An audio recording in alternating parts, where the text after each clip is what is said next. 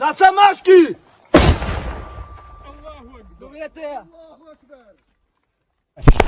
Давай.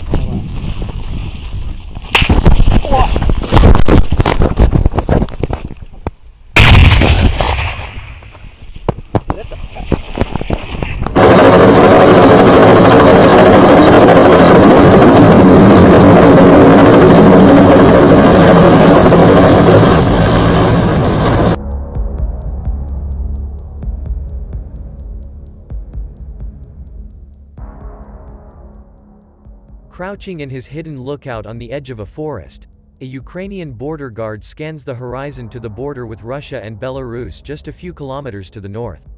With the rain pouring down and the clouds low, there will be no Russian drones overflying his remote outpost in northern Ukraine, the last one before the frontier.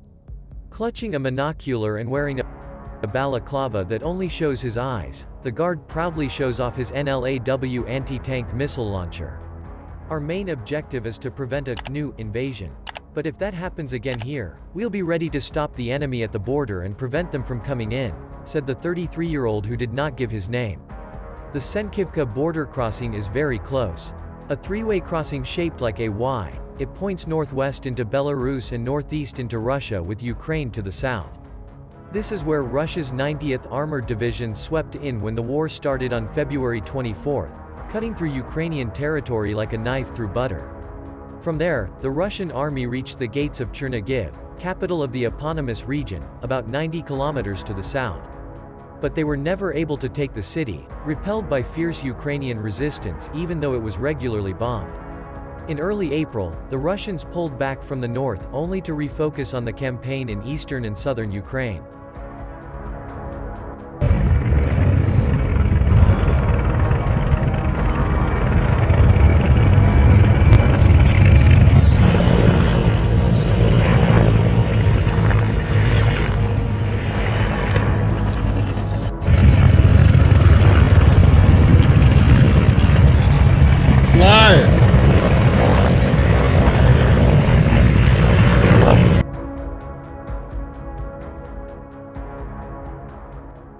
Since then, Ukraine has been watching Senkivka like a hawk as well as its nearly 900 kilometers of border with Belarus, whose territory served as a rear base for Moscow's forces. On October 20, Ukraine's military said the threat of a renewed offensive from the north was growing, pointing to intensified, aggressive rhetoric from its northern neighbors who are close allies. Several days earlier, Minsk said up to 9,000 Russian soldiers and about 170 tanks would be deployed to Belarus as part of a joint task force to secure its borders. If you want peace, you need to prepare for war, Belarusian President Alexander Lukashenko said on October 10, accusing Ukraine of planning strikes on his country. Minsk has not yet joined the fighting in Ukraine. Inside the well-fortified dugout that was set up after the Russian pullback in April, a border guard in his 30s who goes by the nickname Lynx says he thinks there's a 50-50 chance of a new Russian offensive. The likelihood of an attack will always be high here near the border, with a neighbor like that, he says, a machine gun slung over his shoulder. You hear the constant sound of Russian artillery fire here. Sometimes it's calm, but since autumn began, the enemy has become more active, he said. But now, there are more Ukrainian positions and more fortifications. Everything is more serious now. We have thought through all the possible options to avoid a repeat of what happened before, he said.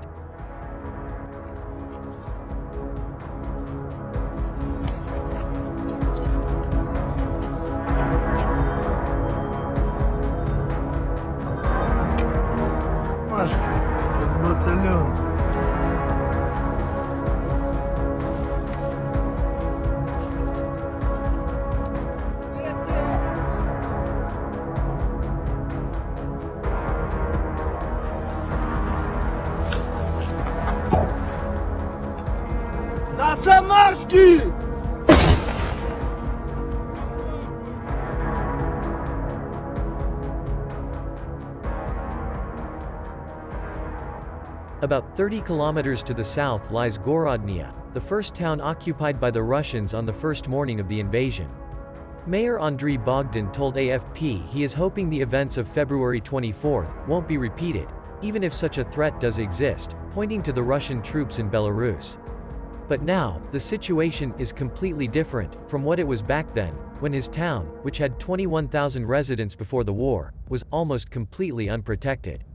We are relying on our border guards and all our defense forces.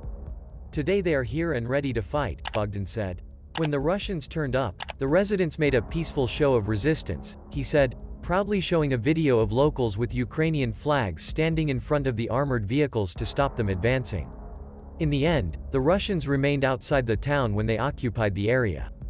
Grocery shop owner Svetlana, a woman in her 50s, dismisses the idea that Belarus could attack us.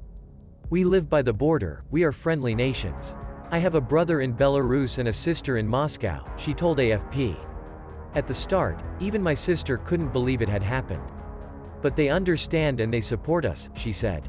I want it to be over as soon as possible.